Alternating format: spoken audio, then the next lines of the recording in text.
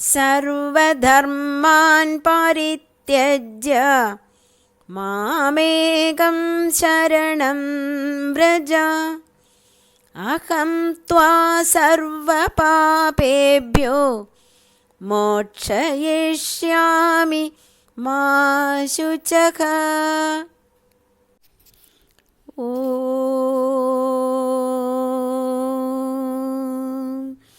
ഗുരവേ നമഃ. നാരായണം പദ്മഭുവം വസിഷ്ഠം ശക്തിം ച തത്പുത്രപരാശരം ച വ്യാസം ശുഗം ഗൗഡപദം മഹാന്തം ഗോവിന്ദയോഗീന്ദ്രമഥാസ്യ ശിഷ്യം ശ്രീശങ്കരാചാര്യമഥാസ്യ പദ്മപാദം ച ഹസ്താമലകം ച ശിഷ്യം തം തോടകം വാർത്തികകാരമന്യാൻ അസ്മദ്ഗുരോർ സന്തതമാനതോസ്മി. എൻ്റെ ഗുരുപരമ്പരയെ ഞാൻ വന്ദിക്കുന്നു. ഓം നമോ ഭഗവതേ വാസുദേവായ. ശ്രീമദ് ഭഗവത്ഗീത ദ്വിതീയോധ്യായഃ സാംഖ്യയോഗഃ. സഞ്ജയ ഉവാച തം തഥാ കൃപയാവിഷ്ടം അശ്രുപൂർണാകുലേക്ഷണം വിഷീദന്തമിദം വാക്യം ഉവാച മധുസൂദനഃ. ശ്രീഭഗവാനുവാച കുതസ്ത്വാകശ്മലമിദം വിഷമേ സമുപസ്ഥിതം അനാര്യജുഷ്ടമസ്വർഗ്യം അകീർത്തികരമർജുന. ക്ലൈബ്യം മാസ്മഗമപാർത്ഥ നൈതത്ത്വയ്യുപപദ്യതേ ക്ഷുദ്രം ഹൃദയ ദൗർബല്യം ത്യക്തോത്തിഷ്ഠ പരന്തപ. അർജുന ഉവാച കഥം ഭീഷ്മമഹം സംഖ്യേ ദ്രോണം ച മധുസൂദന വിഷുഭിഃ പ്രതിയോത്സ്യാമി പൂജാർക്കാവരിസൂദന. ഗുരൂൻ ഹത്വാ ഹി മഹാനുഭാവാൻ ശ്രേയോ ഭോക്തും വൈക്ഷ്മ്യമപീഹ ലോകേ ഹത്വാർത്ഥകാമാംസ്തു ഗുരൂനിഹൈവ ഭുഞ്ജീയ ഭോഗാൻ രുധിരപ്രദിഗ്ധാൻ. ന ചൈദത്വിത്മകദരന്നോ ഗരീയോ യദ്വാ ജയേമ യദി വാനോ ജയേയുഃ. യാനേവ ഹത്വാ ന ജിജീവിഷാമഃ തേവ സ്ഥിതാ പ്രമുഖേ ധാർത്തരാഷ്ട്രാഃ. കാർപ്പണ്യദോഷോപഗതസ്വഭാവഃ പൃച്ഛാമി ത്വാം ധർമ്മസമൂഢചേതാഃ. യത്ശ്രേയസ്യാന്നിശ്ചിതം ബ്രൂഹി തന്മേ ശിഷ്യസ്തേകം ശാധി മാം ത്വാം പ്രപന്നം.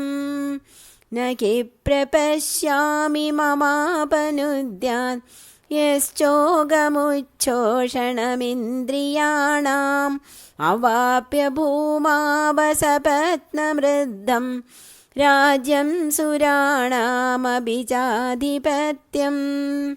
സഞ്ജയ ഉവാച ഏവമുക്ത്വാ ഹൃഷീകേശം ഗുഡാകേശ പരന്തപഃ ന യോത്സ്യ ഇതി ഗോവിന്ദം ഉക്ത്വാ തൂഷ്ണീം ബഭൂവഃ.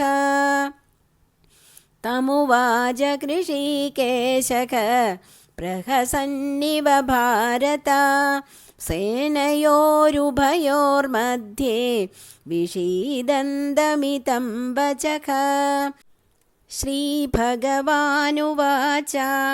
അശോച്യാനന്വശോചസ്ത്വം പ്രജ്ഞാവാദാംശ ഭാഷസേ ഗദാസൂനഗദാംസൂംശ്ച നാനുശോചന്തി പണ്ഡിതാഃ ന ത്വേവാഹം ജാതു നാസം ന ത്വം നേമേ ജനാധിപാഃ ന ചൈവ ന ഭവിഷ്യാമഃ സർവേ വയമതഃ പരം ദേഹിനോസ്മിൻ യഥാ ദേഹേ കൗമാരം യൗവനം ജരാ തഥാ ദേഹാന്തരപ്രാപ്തിഃ ധീരസ്തത്ര ന മുഹ്യതി മാത്രാസ്പർശാസ്തു കൗന്ദേയ ശീതോഷ്ണസുഖദുഃഖദാഃ ആഗമാപായിനോ നിത്യാ താം സ്ഥിതിക്ഷസ്വ ഭാരത യം ഹി ന വ്യഥയന്ത്യേതേ പുരുഷം പുരുഷർഷഭ സമദുഃഖസുഖം ധീരം സോമൃതത്വായ കൽപ്പത്തെ നാസതോ വിദ്യത്തെ ഭാവോ നാഭാവോ വിദ്യത്തെ സതഃ ഉഭയോരപി ദൃഷ്ടോന്തഃ ത്വനയോ തത്വദർശിഭിഃ അവിനാശി തു തദ്വിദ്ധി യേന സർവമിദം തദം വിനാശമവ്യയസ്യ ന കശ്ചിത് കർത്തുമർഹതി അന്തബന്ധ ഇമേ ദേഹാ നിത്യസ്യോക്താ ശരീരിണഃ അനാശിനോ അപ്രമേയസ്യ തസ്മാദുദ്ധ്യസ്വ ഭാരത യേനം വേത്തി ഹന്താരം യശ്ചൈനം മന്യത്തെ കഥം ഉഭൗ തൗ ന വിജാനീതോ നായം ഹന്തി ന ഹന്യത്തെ ന ജായത്തെ മ്രിയതേ വാ കദാചിത് നായം ഭൂത്വാ ഭവിതാ വാ ന ഭൂയഃ അജോ നിത്യഃ ശാശ്വതോऽയം പുരാണഃ ന ഖന്യത്തെ ഖന്യമാനേ ശരീരേ വേദാവിനാശിനം നിത്യം യേനമജമവ്യയം കഥം സ പുരുഷഃ പാർത്ഥ കം ഘാതയതി ഹന്തികം വാസാംസി ജീർണാനി യഥാ വികായ നവാനി ഗൃഹ്ണാതി നരോപരാണി തഥാ ശരീരാണി വിഹായ ജീർണാനി അന്യാനി സംയാതി നവാനി ദേഹി നൈനം ഛിന്ദന്തി ശസ്ത്രാണി നൈനം ദഹതി പാവകഃ ന ചൈനം ക്ലേദയന്ത്യാപോ ന ശോഷയതി മാരുതഃ अच्छेद्योऽयमदाह्योऽयम् आक्लेद्यो शोष्य एव च नित्यसर्वगतस्ताणुः अचलोऽयं सनातनः अव्यक्तोऽयमचिन्त्योऽयम् अविकार्योऽयमुच्यते तस्मादेवं विदित्वैनं नानुशोचितुमर्हसि अथ चैनं नित्यजातं नित्यं वा मन्यसे मृदं तथापि त्वां महाबाहो नैवं शोचितुमर्हसि जातस्य हि ध्रुवो मृत्युः ध्रुवं जन्ममृतस्य च तस्मात् परिहार्यर्थे न त्वं शोचितुमर्हसि अव्यक्तादीनि भूतानि व्यक्तमध्यानि भारत अव्यक्तनिधनान्येव तत्र वा परिदेवना ആശ്ചര്യവത് പശ്യതി കശ്ചിദേനം ആശ്ചര്യവത് വദതി തഥൈവ ചാന്യഃ ആശ്ചര്യവച്ചൈനമന്യശൃണോതി ശ്രുത്വാപ്യേനം വേദ ന ചൈവ കശ്ചിത് ദേഹി നിത്യമവധ്യോയം ദേഹേ സർവസ്യ ഭാരത തസ്മാത് സർവാണി ഭൂതാനി ന ത്വം ശോചിതുമർഹസി സ്വധർമ്മമഭിചാവേക്ഷ്യ ന വികമ്പിതുമർഹസി ധർമ്മ്യാദ്ധിയുദ്ധാശ്രേയോന്യത് ക്ഷത്രിയസ്യ ന വിദ്യത്തെ യദൃച്ഛയാ ചോപപന്നം സ്വർഗദ്വാരമപാവൃതം സുഖിനഃ ക്ഷത്രിയാ പാർത്ഥ ലഭന്തെ യുദ്ധമീദൃശം അധശ്ചേത്ത്വമിമം ധർമ്മ്യം സംഗ്രാമം ന കരിഷ്യസി തതഃ സ്വധർമ്മം കീർത്തിം ച ഹിത്വാ പാപമവാപ്സ്യസി അകീർത്തിം ചാഭിഭൂതാനി കഥയിഷ്യന്തി തേ വ്യയാം സംഭാവിതസ്യ ച കീർത്തിഃ മരണാദതിരിച്യത്തെ ഭയാദ്രണാദുപരതം മംസ്യന്തെ ത്വാമഹാരഥാഃ യേഷാം ച ത്വം ബഹുമതോ ഭൂത്വാ യാസ്യസി ലാഘവം അവാച്യവാദാംശ്ച ബഹൂൻ വദിഷ്യന്തി തവാകിതാഃ നിന്ദന്തസ്തവ സാമർഥ്യം തതോ ദുഃഖതരം नु കിം ഹതോ വാ പ്രാപ്സ്യസി സ്വർഗം ജിത്വാ വാ ഭോക്ഷ്യസി മഹീം തസ്മാദുത്തിഷ്ഠ കൗന്ദേയ യുദ്ധായ കൃതനിശ്ചയഃ സുഖദുഃഖേ സമീകൃത്വാ ലാഭാലാഭൗ ജയാജയൗ തതോ യുദ്ധായ യുജ്യസ്വ നൈവം പാപമവാപ്സ്യസി ഏഷാ തേ വിഹിതാ സാംഖ്യേ ബുദ്ധിർയോഗേ ത്വിമാം ശൃണു ബുദ്ധ്യാ യുക്തോ യയാ പാർത്ഥ കർമ്മബന്ധം പ്രകാസ്യസി നേഹാഭിക്രമനാശോസ്തി പ്രത്യവായോ ന വിദ്യത്തെ സ്വൽപമപ്യസ്യ ധർമ്മസ്യ ത്രായതേ മഖദോ ഭയാദ് വ്യവസായാത്മികാ ബുദ്ധിർ ഏകേക കുരു നന്ദന ബഹുശാഖാഹ്യനന്ദാശ്ച ബുദ്ധയോ വ്യവസായിനാം യാമിമാം പുഷ്പിതാം വാചം പ്രവദന്ത്യ വിപശ്ചിതഃ വേദവാദരതാ പാർത്ഥ നാന്യദസ്തീതി വാദിനഃ കാമാത്മാനഃ സ്വർഗപരാ ജന്മകർമ്മഫലപ്രദാം ക്രിയാവിശേഷബഹുലാം ഭോഗൈശ്വര്യഗതിം പ്രതി ഭോഗൈശ്വര്യപ്രസക്താനാം തയാപകൃതചേതസാം വ്യവസായാത്മികാ ബുദ്ധിഃ സമാധൗ ന വിധീയത്തെ ത്രൈഗുണ്യവിഷയാ വേദ നിസ്ത്രൈഗുണ്യോ ഭവാർജുന നിർദ്വന്ദ്വോ നിത്യസത്വസ്ഥഃ നിർയോഗക്ഷേമ ആത്മവാൻ യാവാനർത്ഥ ഉദപാനെ സർവതഃ സംപ്ലുതോദകേ താവാൻ സർവേഷു വേദേഷു ബ്രാഹ്മണസ്യ വിജാനതഃ കർമ്മണ്യേവാധികാരസ്തേ മാ ഫലേഷു കദാചന മാ കർമ്മഫലഹേതുർഭുഃ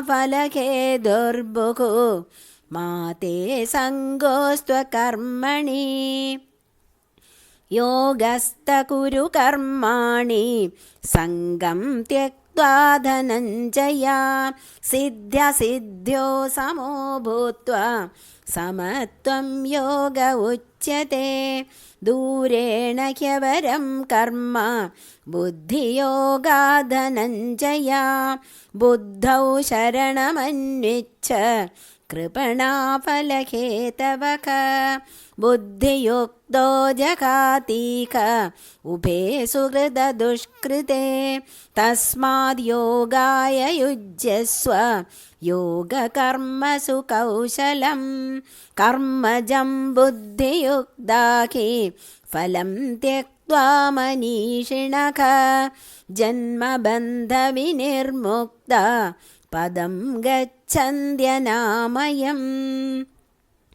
यदा ते मोहकलिलं बुद्धिर्व्यतितरिष्यति तदा गन्धासि निर्वेदं श्रोतव्यस्य श्रुतस्य च श्रुति विप्रतिपन्नादे यदा स्थास्यति निश्चला समाधावचला बुद्धिः तदा योगमवाप्स्यसि अर्जुन उवाच स्थितप्रज्ञस्य का भाषा समाधिस्तस्य केशव स्थितधि किं प्रभाषेत किमासीद व्रजेद किम् श्रीभगवानुवाच प्रजहाति यदा कामान् सर्वान् पार्थमनोगतान् आत्मन्येवात्मना तुष्टः स्थितप्रज्ञस्तदोच्यते दुःखेष्वनुद्विग्नमनाः सुखेषु विगतस्पृहः वीतरागभयक्रोधः स्थितधीर्मुनिरुच्यते य सर्वत्रानभिस्नेहः तत्तत्प्राप्य शुभाशुभं नाभिनन्दति न द्वेष्टि तस्य प्रज्ञा प्रतिष्ठिता यदा संहरदे चायं कूर्मोऽङ्गानीव सर्वशः इन्द्रियाणीन्द्रियार्थेभ्यः तस्य प्रज्ञा प्रतिष्ठिता विषया विनिवर्तन्ते निराकारस्य देहिनः रसवर्जं रसोऽप्यस्य परं दृष्ट्वा निवर्तते यतदोह्यपि कौन्तेय पुरुषस्य विपश्चितः इन्द्रियाणि प्रमादीनि हरन्ति प्रसभं मनः तानि सर्वाणि संयम्य युक्तासीद मत्परः वशे हि यस्येन्द्रियाणि तस्य प्रज्ञा प्रतिष्ठिता ध्यायतो विषयान् पुंसः सङ्गस्तेषूपजायते सङ्गात् सञ्जायते कामः कामात् क्रोधोऽभिजायते क्रोधात् भवति सम्मोहः सम्मोहात् स्मृतिविभ्रमः स्मृतिभ्रंशात् बुद्धिनाशो बुद्धिनाशात् प्रणश्यति रागद्वेषवियुक्तैस्तु विषयानिन्द्रियैश्चरन् आत्मवश्यैर्विधेयात्मा प्रसादमधिगच्छति प्रसादे सर्वदुःखानां हानिरस्योपजायते प्रसन्नचेतसो ह्याशु बुद्धिः पर्यवतिष्ठते नास्ति बुद्धिरयुक्तस्य न चायुक्तस्य भावना न चाभावयदः शान्तिः अशान्तस्य कुतः सुखम् इन्द्रियाणां हि चरतां यन्मनोनुविधीयते तदस्य हरति प्रज्ञां वायुर्नावमिवाम्भसि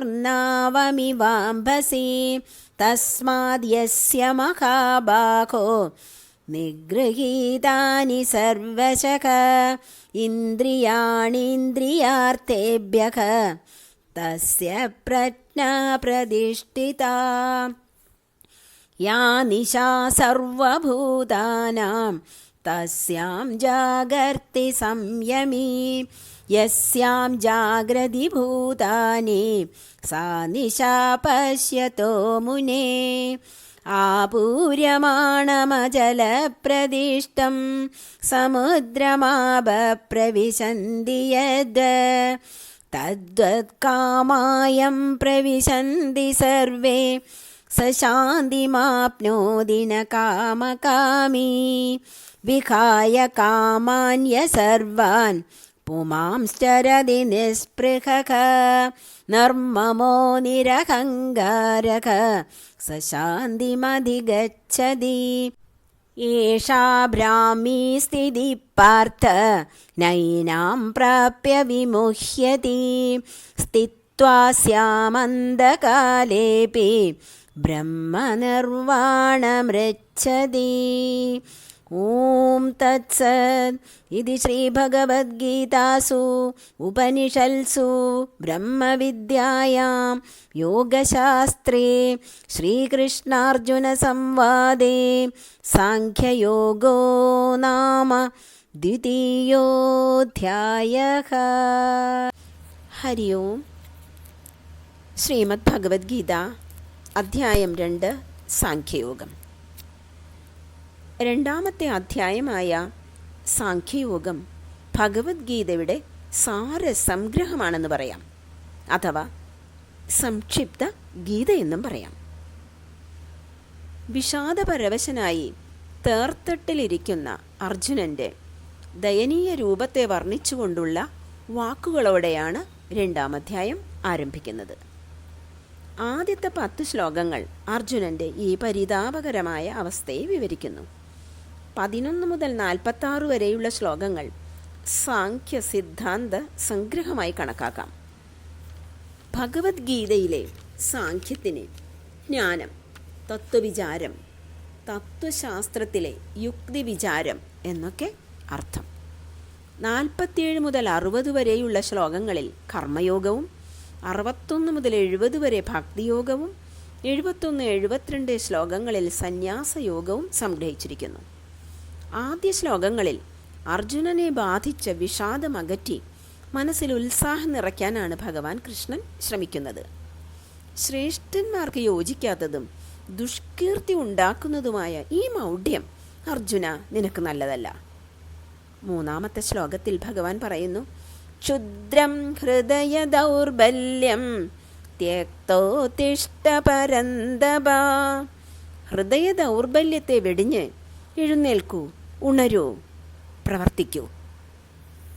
വിവേകാനന്ദ സ്വാമികൾ ഒരിക്കൽ പറയുണ്ടായി, ലോകത്തിൻ്റെ അസ്വസ്ഥതകൾ നീങ്ങാൻ ഈ ഒരു ശ്ലോകം പ്രചരിപ്പിക്കൂ എന്ന്.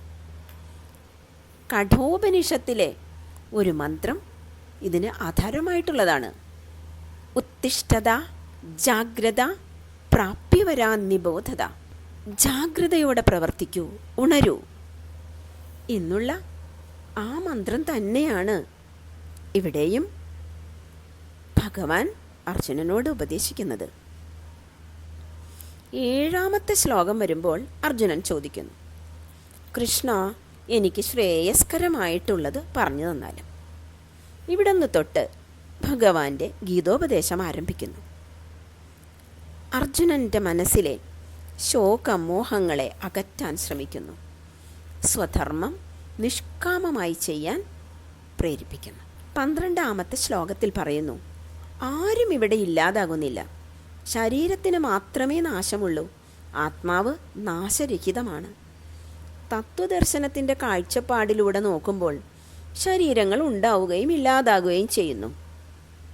എന്നാൽ ജീവൻ തുടർച്ചയായി നിലനിൽക്കുന്നു. ശരീരത്തിന് ജനനമുണ്ട്, അത് പുതിയതായിട്ടുണ്ടായതാണ്. ആത്മാവിന് ജനനമില്ല, കാരണം അതെന്നും ഉള്ളതാണ്. തുടർന്നുള്ള ശ്ലോകങ്ങളിൽ പറയുന്നു, നാശമില്ലാത്ത ആത്മാവിനെ കൊല്ലാനോ കൊല്ലിക്കാനോ ആർക്കുമാവില്ല. നമുക്ക് 20-ാമത്തെ ശ്ലോകം നോക്കാം. ന ജായതേ മ്രിയതേ വാ കദാചിത് നായം ഭൂത്വാ ഭവിതാവാനഭൂയ അജോ നിത്യശാശ്വതോയം പുരാണോ ന ഹന്യതേ ഹന്യമാനേ ശരീരേ. ആത്മാവ് ഒരിക്കലും ജനിക്കുന്നില്ല, മരിക്കുന്നുമില്ല, ഉണ്ടായിട്ട് പിന്നെ ഇല്ലാതാകുന്നുമില്ല. അജനും നിത്യനും ശാശ്വതനും പണ്ടേക്ക് പണ്ടേ ഉള്ളവനും നിത്യ നൂതനനുമായ ആത്മാവ് ദേഹം നശിക്കുമ്പോഴും നശിക്കുന്നില്ല. അതായത് ശരീരത്തിൻ്റെ വികാരങ്ങളൊന്നും ആത്മാവിനെ ബാധിക്കുന്നില്ല എന്ന് കാണിക്കുകയാണ് ഈ ശ്ലോകത്തിൽ. ഹിമാലയത്തിൽ പോകുമ്പോൾ സ്മൃതിവനം എന്നൊരു സ്ഥലത്ത് ഈ ശ്ലോകം എഴുതി വച്ചിട്ടുണ്ട്. പൂർവികരെ സ്മരിക്കാം എന്നാണ് എഴുതി വച്ചിട്ടുള്ളത് ഈ ശ്ലോകത്തിൻ്റെ താഴെ. ഇത് വളരെ പ്രധാനപ്പെട്ട ഒരു ശ്ലോകമായിട്ട് കണക്കാക്കുന്നു. 22ാമത്തെ ശ്ലോകത്തിൽ എന്താണ് പറയുന്നത് നോക്കാം നമുക്ക്. 22ാമത്തെ ശ്ലോകം ചൊല്ലാം. വാസാംസി ജീർണാനി യഥാ വിഹായ നവാനി ഗൃണ്ണാതി നരോപരാണി തഥാ ശരീരാണി വിഹായ ജീർണാനി അന്യാനി സംയാതി നവാനി ദേഹി. മനുഷ്യൻ എപ്രകാരം ജീർണവസ്ത്രങ്ങൾ ഉപേക്ഷിച്ച് പുതിയവ സ്വീകരിക്കുന്നുവോ അപ്രകാരം ദേഹാഭിമാനിയായ ജീവൻ ജീർണദേഹങ്ങൾ ഉപേക്ഷിച്ച് പുതിയ വേറെ ശരീരങ്ങളെ പ്രാപിക്കുന്നു. ഭഗവാൻ വീണ്ടും പറയുന്നു, ജീവാത്മാവ് കൊല്ലപ്പെട്ടുവെന്നോ ആരെയെങ്കിലും കൊല്ലുന്നുവെന്നോ കരുതുന്നവൻ ജ്ഞാനിയല്ല. ആത്മാവ് കൊല്ലപ്പെടുകയോ മരിക്കുകയോ ഇല്ല. ഇവിടെ ശരീരം മാത്രമാണ് നശിക്കുന്നത്. തസ്മാത് യുദ്ധസ്യ ഭാരത എന്ന ഭഗവാന്റെ അനുശാസനയെ യുദ്ധത്തിനുള്ള പ്രേരണയായി കണക്കാക്കുന്നത് ശരിയല്ല. ഇത് യുദ്ധം ചെയ്യൂ എന്നുള്ള ആജ്ഞയല്ല. ആലസ്യവും ഭീരുത്വവും കളഞ്ഞ് ചുറുചുറുക്കോടെ ജീവിതായോധനത്തിലേർപ്പെടൂ. കർത്തവ്യ കർമ്മങ്ങൾ ആത്മാർത്ഥമായി നിർവഹിച്ചുകൊണ്ട് ജീവിത വിജയം കൈവരിക്കൂ എന്ന് ഗീത ആചാര്യൻ ഭാരതീയർക്ക് നൽകുന്ന ആഹ്വാനമാണ്. അധർമ്മത്തിനെതിരെ സന്ധിയില്ലാ സമരം ചെയ്യാൻ കൃഷ്ണൻ മാനവരാശിയെ പ്രോത്സാഹിപ്പിക്കുന്നു. സംസാര ദുഃഖം അഥവാ ശോകമോഹങ്ങൾ അകറ്റുകയാണ് ഗീതോപദേശത്തിൻ്റെ ഉദ്ദേശം എന്ന് മനസ്സിലാക്കുക. 23ാമത്തെ ശ്ലോകം നോക്കാം. നൈനം ചിന്തന്തി ശസ്ത്രാണി നൈനം ദഹതി പാവക ന ചൈനം ക്ലേദയന്ത്യാപ ന ശോഷയതി മാരുത. ആത്മാവിനെ ആയുധങ്ങൾ മുറിക്കുന്നില്ല, അഗ്നി ദഹിപ്പിക്കുന്നില്ല, ജലം നനയ്ക്കുന്നില്ല, വായു ഉണക്കുന്നുമില്ല. അനശ്വരനായ ആത്മാവിനെ വിവരിക്കാൻ ഈ രീതിയാണ് ഗീതാചാര്യൻ അവലംബിച്ചിരിക്കുന്നത്. ജനിച്ചവന് മരണം തീർച്ചയാണ്, മരിച്ചവന് ജന്മവും തീർച്ചയാണ്. പരിഹാരമില്ലാത്ത ഈ കാര്യത്തിൽ അർജുന നീ സങ്കടപ്പെടരുത്. ധർമ്മയുക്തമായ ഈ യുദ്ധം നീ ചെയ്തില്ലെങ്കിൽ സ്വധർമ്മവും കീർത്തിയും കളഞ്ഞ് പാപമായിരിക്കും നീ സമ്പാദിക്കുക. യുദ്ധത്തിൽ കൊല്ലപ്പെട്ടാൽ നിനക്ക് വീരസ്വർഗം പ്രാപിക്കാം. ജയിച്ചാലോ രാജാധിപത്യം കിട്ടും. രണ്ടായാലും നിനക്ക് നേട്ടം തന്നെ. അതുകൊണ്ട് കർത്തവ്യം നിറവേറ്റും. സുഖത്തെയും ദുഃഖത്തെയും ലാഭത്തെയും നഷ്ടത്തെയും ജയത്തെയും തോൽവിയെയും ഒരുപോലെ കണ്ട് പോരിനിറങ്ങുക. ഇപ്രകാരമായാൽ പാപം നിന്നെ തീണ്ടില്ല. ഇതുവരെ ഉപദേശിച്ചത് സാഖ്യ സിദ്ധാന്തമനുസരിച്ചുള്ള ജ്ഞാനമാണ്. ഇനി കർമ്മയോഗമനുസരിച്ചുള്ള ജ്ഞാനം കേൾക്കാം. സത്വരജോ തമോ ഗുണങ്ങൾക്ക് അതീതനാകാൻ ഭഗവാൻ അർജുനനോട് പറയുന്നു. ദ്വന്ദ്ഭാവങ്ങൾക്ക് എപ്പോഴും അതീതനാകണം. നമുക്ക് 47ാമത്തെ ശ്ലോകം നോക്കാം. കർമ്മണ്യേവാധികാരസ്തേ മാ ഫലേഷു കദാചന മാ കർമ്മഫലഹേതുർഭോ മാ തേ സംഗോസ്ത കർമ്മണി. കർമാചരണത്തിന് തന്നെയാണ് നിനക്കധികാരം. ഒരിക്കലും ഫലാസക്തി പാടില്ല. ഫലം കിട്ടണമെന്ന ആശയോടെ കർമ്മം ചെയ്യുന്നവനായി തീരരുത്. കർമ്മം ചെയ്യാതിരിക്കുന്നതിലും നിനക്ക് താല്പര്യം ഉണ്ടാവരുത്. അതായത് ഫലാസക്തി വെടിഞ്ഞ് അർപ്പണഭാവത്തോടെ കർമ്മം ചെയ്യുക. ഫലേച്ഛ കൂടാതെ കർമ്മ നിരതനാവുക. ഈ ശ്ലോകവും വളരെ പ്രധാനപ്പെട്ടതാണ്. കർമ്മം ചെയ്യുന്നതിനെ ഓർമ്മിപ്പിക്കുകയാണ് ഇവിടെ ഭഗവാൻ ചെയ്യുന്നത്. ഫലാസക്തി വെടിഞ്ഞ് അർപ്പണഭാവത്തോടെ കർമ്മം ചെയ്യുക എന്നുള്ളത് അടിവരയിട്ട് പറയുന്നു. വിഷയങ്ങളുടെ ഇടയിൽ ജീവിക്കുമ്പോഴും മനസ്സിന് ചാഞ്ചല്യം ഉണ്ടാകുന്നില്ലെങ്കിൽ അയാൾ സമചിത്തനായ യോഗിയാകുന്നു. ഭഗവാന്റെ തത്വോപദേശം അർജുനൻ്റെ വിഷാദാവസ്ഥ കുറയ്ക്കുന്നു. ഭഗവാൻ സ്ഥിതപ്രജ്ഞൻ ആരാണെന്ന് അർജുനനെ പറഞ്ഞു മനസ്സിലാക്കുന്നു. മനസ്സിലെ സർവകാമനകളെയും നിശേഷം ത്യജിക്കുന്നവൻ സ്ഥിതപ്രജ്ഞൻ. എല്ലാ വിഷയങ്ങളിൽ നിന്നും ആമ അവയവങ്ങളെ എന്ന പോലെ ഇന്ദ്രിയങ്ങളെ പിൻവലിക്കുന്നുവോ അപ്പോൾ അയാളുടെ പ്രജ്ഞ സ്ഥിരമത്രേ. ആത്മസ്വരൂപം തെളിഞ്ഞു കിട്ടിയ ആളാണ് സ്ഥിതപ്രജ്ഞൻ. ഒന്നിനോടും ഒട്ടലില്ലാത്തവൻ. പരമ്പൊരുളിനെ മനസ്സിൽ ഏകാഗ്രമാക്കി നിർത്തുന്നവൻ. അങ്ങനെയുള്ളവനാകാനാണ് ഭഗവാൻ അർജുനനെ ഉപദേശിക്കുന്നത്. ശ്ലോകം 62-63 നോക്കാം. ധ്യായതോ വിഷയാൻ പുംസ സംഗസ്തേഷുപജായതേ സംഗാത് സഞ്ജായതേ കാമ കാമാത് ക്രോധോഭിജായതേ ക്രോധാത് ഭവതി സമ്മോഹ സമ്മോഹാത് സ്മൃതി വിഭ്രമ സ്മൃതിഭ്രംശാത് ബുദ്ധിനാശോ ബുദ്ധിനാശാത് പ്രണശ്യതി. വിഷയങ്ങളെ ചിന്തിച്ചു കൊണ്ടിരിക്കുന്നവന് അവയിൽ പ്രീതി ഉണ്ടാവുന്നു. പ്രീതിയിൽ നിന്ന് കാമം ജനിക്കുന്നു.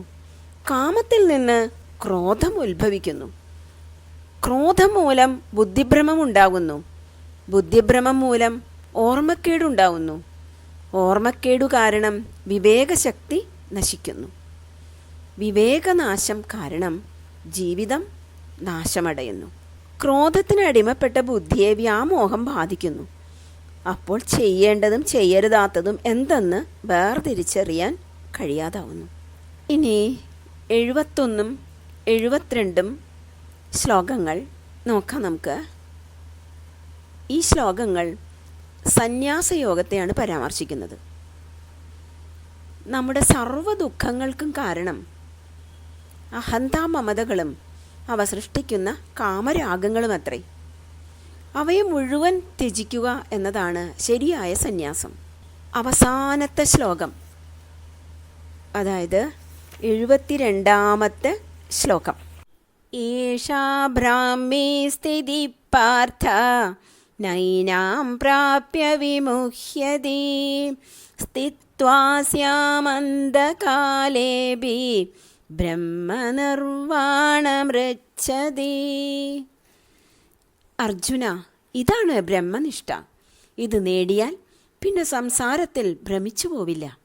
ജീവിതാവസാന കാലത്തെങ്കിലും ഇതിൽ നിഷ്ഠ കിട്ടിയാൽ ബ്രഹ്മനിർവാണം പ്രാപിക്കുന്നു. അഹങ്കാരം മിഥ്യയാണ്, ആത്മാവാണ് സത്യം. മിഥ്യയായ അഹങ്കാരത്തെ തള്ളിക്കളഞ്ഞാൽ ആത്മസാക്ഷാത്കാരം നേടാം. പാർത്ഥസാരഥിയുടെ ഈ വാക്കുകളെല്ലാം നമ്മുടെ മനസ്സിൽ സദാ പ്രതിധ്വനിക്കട്ടെ. ഹരി ഓം.